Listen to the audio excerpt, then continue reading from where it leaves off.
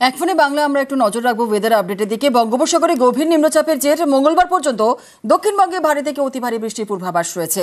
আলিপুর আবহাওয়া দপ্তর জানিয়েছে বিক্ষিপ্ত ভারী বৃষ্টি হতে পারে উত্তরবঙ্গেও।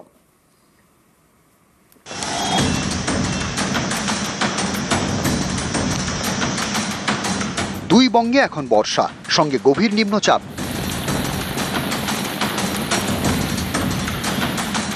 এর জেরে ভারী থেকে অতি ভারী বৃষ্টির পূর্বাভাস।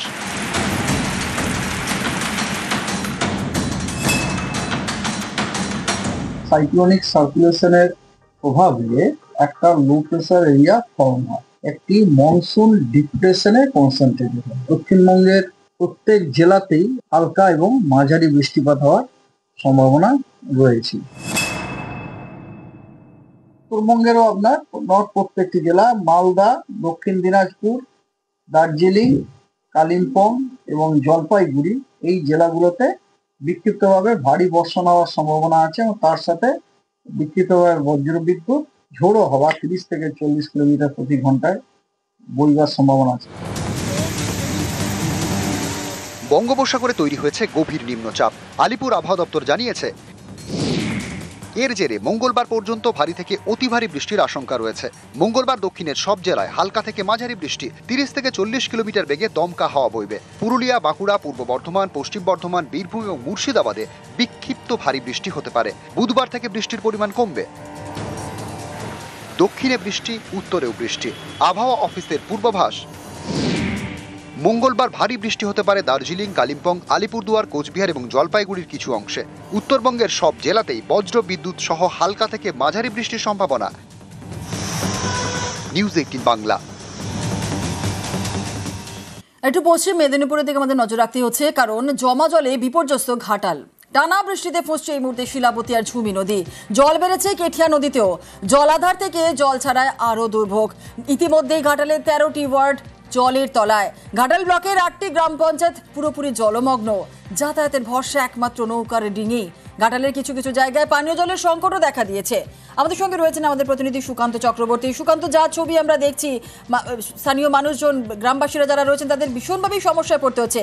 প্রশাসনের তরফ থেকে কি ব্যবস্থা নেওয়া হচ্ছে?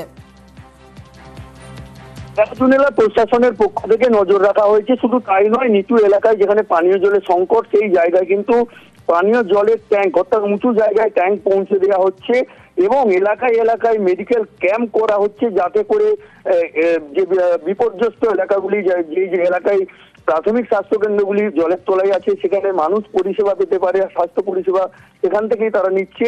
এক কথায় প্রশাসন তৎপর, কিন্তু তাহলেও ঘাটালবাসীর দুর্ভোগ প্রায় 6 দিন চলছে। একইভাবে জলবন্দী রয়েছে গ্রামীণ এবং শহরের বিস্তীর্ণ এলাকার মানুষ। প্রায় লক্ষাধিক মানুষ কিন্তু জলবন্দী হয়ে, গৃহবন্দী হয়ে পড়ে রয়েছেন, অর্থাৎ তারা কাজ হারিয়েছেন। এই সময় তাদের সমস্যা কথা তারা কিন্তু তুলে ধরছেন যে তাদের বাড়িতেও খাবারেরও একটা অভাব দেখা দিচ্ছে। প্রশাসন কিন্তু রান্না করা খাবারও এলাকায় এলাকায় পৌঁছে দিচ্ছে।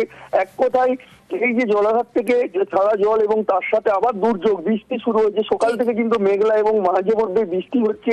এই বৃষ্টি এবং জলাধারে ছাড়া জলে কিন্তু আরো ভোগান্তি বাড়বে ঘাটালবাসী, কারণ ঘাটাল শহর এবং গ্রামীণ বিস্তীর্ণ এলাকায় জল কিন্তু এখনো বাড়ছে। ঘাটালের যে শিলাবতী ঝুমি নদী, সেই নদীর জল স্তর বাড়ছে।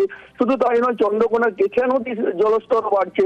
তাই আরো ঘাটালে বেশ কিছুদিন জলবন্দী দশা কাটাতে হবে, অর্থাৎ মানুষের জল যন্ত্রণা আরো বেশ কিছুদিন কাটবে বলে জানাচ্ছেন এলাকার মানুষ। ধন্যবাদ। জল মোটামুটি আমাদের এই রাস্তাটাতে এক ছাতি, কোথাও কোথাও এক কোমর, কোথাও এক গলা, এরকম। এই জল পেরিয়ে যাচ্ছেন, কিছু করার তো নেই, জল বাড়ছে। সমস্যাটা বেশি হচ্ছে, যাতায়াতের প্রবলেম, 1 ঘন্টা যেতে হচ্ছে। বীরভূমের দিকে আমাদের নজর রাখতে হচ্ছে, কারণ দ্বারকা নদীর জল বেড়ে বিপত্তি। কজওয়েতে আটকে গেল ডাম্পার। বীরভূমের মোহাম্মদ বাজারের ঘটনা। পাথর খাদান যাওয়ার পথে আটকে যায় ডাম্পার। কি পরিস্থিতি এই মুহূর্তে রয়েছে? সুপ্রতিম দাস আমাদের প্রতিনিধি রয়েছে। সুপ্রতিম, কি পরিস্থিতি এখন? দেখো, যে পরিস্থিতি সেটা হচ্ছে যে দ্বারকা নদীতে বৃষ্টির ফলে কিন্তু দ্বারকা নদীতে জল বেড়েছে এবং এর ফলে যে মোহাম্মদ বাজার এলাকার যে পচ্ছলপুরের যে ভাষার দিক আছে, যেটাকে কজওয়ে বলে, সেদিক দিয়ে যখন একটি ডাম্পার যাচ্ছিল স্থানীয় একটি পাথর খাদানায় পাথর আনছে, সেই সময় কিন্তু সেই ডাম্পারটি ওই জলের মধ্যে আটকে যায় এবং বেশ কিছুক্ষণ আটকে থাকে ডাম্পারটি। পরে অবশ্য ড্রাইভার খালাসকে উদ্ধার করা হয়। তবে নদীতে এখন আপাতত ওই কজওয়েতে চলাচল পুরোপুরি বন্ধ করে দিয়েছে স্থানীয় পুলিশ প্রশাসন। বেশ, ধন্যবাদ। নরেন্দ্র মোদীর সভায় ডাক পেলেন দিলীপ ঘোষ। 18 জুলাই দুর্গাপুরে নরেন্দ্র মোদীর সভা, আমন্ত্রণ পত্র গিয়েছে দিলীপের কাছে।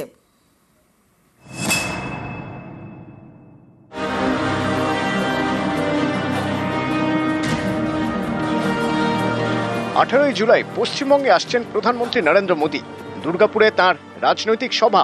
শুক্রবার দুর্গাপুরে মোদীর এই সভাতেই দেখা যাবে দিলীপ ঘোষকে। রবিবার তাঁর কাছে পৌঁছে গিয়েছে আমন্ত্রণ পত্র।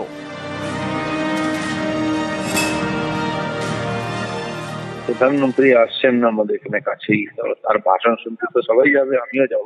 মঞ্চে কে থাকবে সেটা ওনার যে প্রোটোকল আছে, পিএমও আছে, তারা ঠিক করে। ওখানকার সাধারণ কর্মীরা আমাকে বলেছেন আসার জন্য, তাই যাচ্ছি তাদের সঙ্গে। বিজেপি কর্মী হিসেবে আপনি উপস্থিত থাকবেন? হ্যাঁ, প্রধানমন্ত্রী ভাষণ শোনার জন্য নিমন্ত্রণের দরকার নেই, কেউ আটকাতে পারবে না কাউকে, সবারই যাওয়া উচিত। তো আমি যাবো আর আমার প্রধানমন্ত্রী। দিলীপ ঘোষ অন্য দলের নেতা নাকি? দিলীপ ঘোষ পার্টির সঙ্গে ছিলেন, আছেন, দিলীপ ঘোষ থাকবেন। দিল্লি আর বাংলা বলে কিছু হয় না।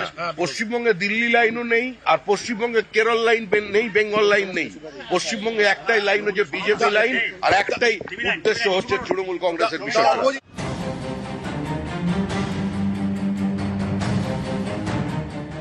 2021-এ বিজেপির রাজ্য সভাপতির পদ ছাড়েন দিলীপ ঘোষ। তারপর থেকে নরেন্দ্র মোদী বা অমিত শাহর মতো শীর্ষ নেতা বাংলায় এলে তাদের সভা মঞ্চে খুব কমই দেখা গিয়েছে তাকে। গত বছর লোকসভা ভোটে একাধিকবার রাজ্যে প্রচারে আসেন মোদী শাহ, মঞ্চে দেখা মেলেনি দিলীপের। এবছরের 29শে মে আলিপুরদুয়ারে সভা করেন মোদী। রাজ্য বিজেপির সমস্ত প্রথম সারির নেতা সেখানে উপস্থিত হলেও ছিলেন না দিলীপ।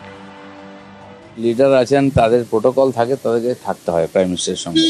আমি কোনো পদাধিকারী নেই, আমি সাধারণ কর্মী হিসেবে এখানে যখন আসবেন সেখানে যাব। আমাকে পার্টি যে দায়িত্ব দিয়েছে আমি নিষ্ঠার সঙ্গে সেটা পালন করেছি। আমরা সাধারণ কর্মী, পার্টি যেমন দায়িত্ব দেয় সেটা করি, আর আমাদের অবদান রাখার চেষ্টা করি।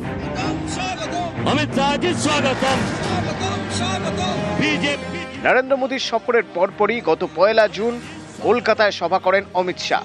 সেই মঞ্চেও দেখা যায়নি দিলীপ ঘোষকে। শীর্ষ নেতাদের সভায় দিলীপের এই ধারাবাহিক অনুপস্থিতি জন্ম দেয় নানা জল্পনার। প্রশ্ন ওঠে, তাহলে কি দলের মধ্যে কোণঠাসা দিলীপ? এমনই পরিস্থিতিতে বঙ্গ বিজেপিতে নেতৃত্ব বদল। সুকান্ত মজুমদারের জায়গায় রাজ্য সভাপতি শ্রমিক ভট্টাচার্য। শ্রমিকের অভিষেক মঞ্চেও দিলীপ ছিলেন না। কিন্তু তারপর থেকে ছবিটা কি বদলাতে শুরু করেছে? কারণ সল্টটেকের অফিসে বৈঠক করেন শ্রমিক দিলীপ।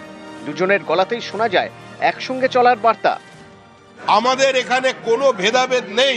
ক্ষণিকের জন্য কোথাও দূরত্ব তৈরি হতে পারে, এর অর্থ এটা নয় যে সে দলের বাইরে চলে গেছে। আমি 15 দিনের মধ্যে সংঘবদ্ধ বিজেপিকে পশ্চিমবঙ্গের মানুষ দেখতে পাবে। আমি বিজেপিতে আছি, বিজেপির কাজ করছি।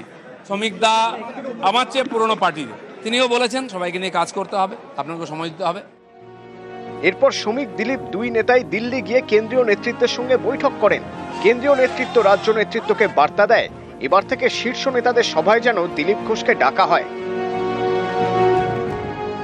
তারপরই নরেন্দ্র মোদীর সভায় আমন্ত্রিত দিলীপ ঘোষ। নিউজ 18 বাংলা।